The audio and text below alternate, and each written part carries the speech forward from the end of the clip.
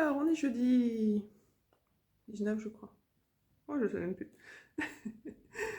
Et je vais aller ouvrir mon calendrier de l'Avent. Allez, plus que quelques jours. Alors, allons-y. Et voilà, le 19.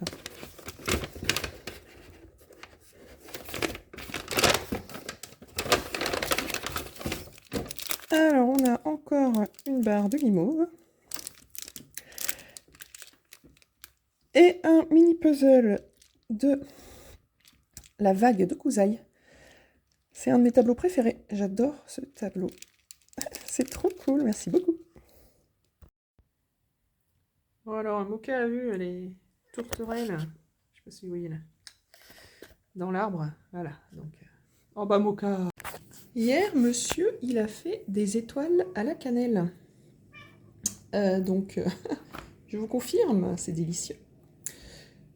En fait, toute l'année, on conserve les blancs d'œufs qu'on n'utilise pas dans la pâtisserie, parce que des fois, il n'y a pas besoin du blanc. On met le blanc dans une boîte au congèle, et après, eh ben, plusieurs fois dans l'année, quand la boîte est pleine. Donc, on a la recette des étoiles à la cannelle, hein, qui demande que du blanc d'œuf, et on a aussi la recette des financiers. Pareil. Donc dans ce cas, bah, des fois, c'est financier. Donc voilà, donc c'est l'heure du goûter. Je vais me prendre quelques petites étoiles et je vais me régaler.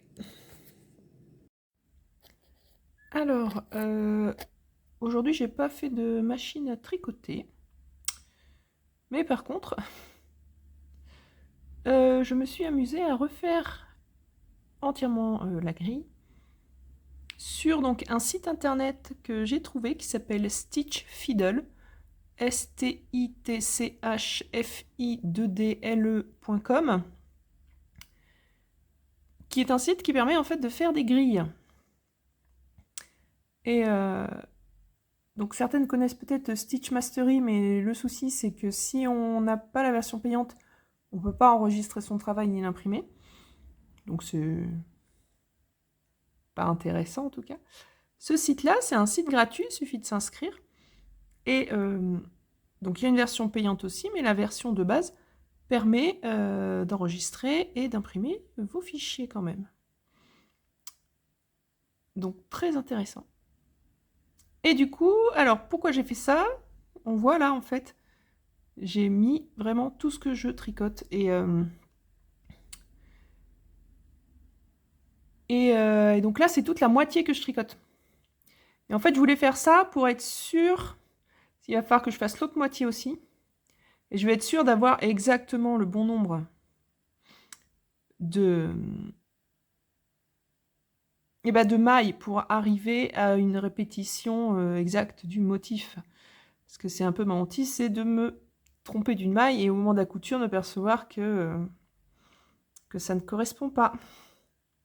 Donc là, j'ai fait donc la partie, celle que je tricote actuellement, en sachant qu'en fait, là, ma grille, en fait, c'est l'envers du tricot. Donc c'est ce que moi, je vois quand je tricote. Ce que vous avez bien vu sur la machine, on voit l'envers du travail. C'est juste une petite gymnastique, mais c'est pas grave. Hein. Par rapport à quand on tricote à la main, où c'est vrai qu'on tricote l'endroit. Donc peu importe. De toute façon, c'est symétrique. Donc ça ne changera rien. Mais donc là, j'ai fait toute la moitié. Je vais m'amuser à faire l'autre moitié. Et sachant que là, c'est qu'une seule répétition du motif, il faut le faire au moins 2 fois. Alors, j'ai apporté quelques petites modifications. Donc, comme je vous disais, ici, par exemple, là, du coup, j'avais rajouté des rangs de blanc. Ici, on s'aperçoit qu'en fait, là, il y a une petite erreur dans la grille. Il faudrait que ce soit une maille rouge. Hein. Et alors, cette bande-là, je la trouvais quand même très bizarre, parce qu'on enchaîne cette bande-là et cette bande-là. Et ça, j'ai regardé sur les photos, je trouve pas ça très joli. Donc, en fait, j'ai modifié un petit peu. Et c'est-à-dire que j'ai... Alors...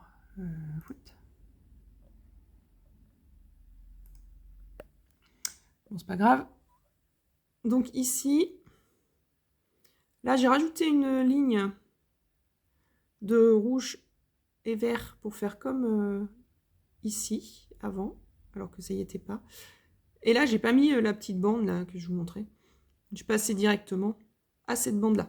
Et après, on repartira du coup du bas avec 2 rangs de blanc et on commencera le sapin. Donc voilà, à voir si ça passe bien par rapport à mes histoires de fil et de côté de fil. Mais bon, c'est pas grave, sinon je pourrais toujours le modifier après. Et alors, ce qui est super intéressant avec ce logiciel aussi, c'est que on peut donc noter le rang où on est. Donc par exemple là, rang 1, voilà. On monte et il nous surligne du coup automatiquement la ligne où on est rendu. Et ça, moi je trouve ça super sympa. Voilà.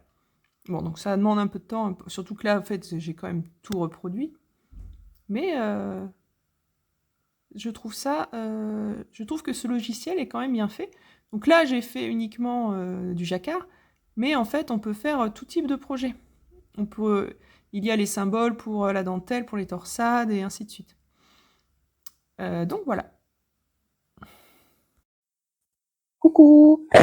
Bon, bah, je viens clore ce 19e épisode de Vlogmas. Et voilà. Bon, ben, aujourd'hui, j'ai pas fait ce que je voulais. Quand son corps ne veut pas, il faut l'écouter. Voilà, voilà. Non. Mes douleurs de dos sont revenues et du coup, beaucoup de mal à rester sur une chaise, donc j'ai pas pu faire de machine à tricoter comme je le voulais tout à l'heure.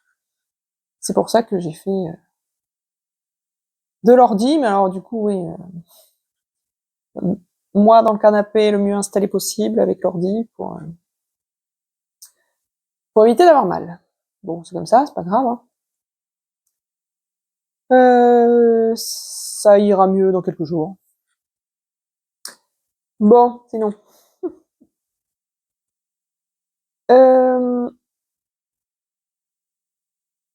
Alors, tricot.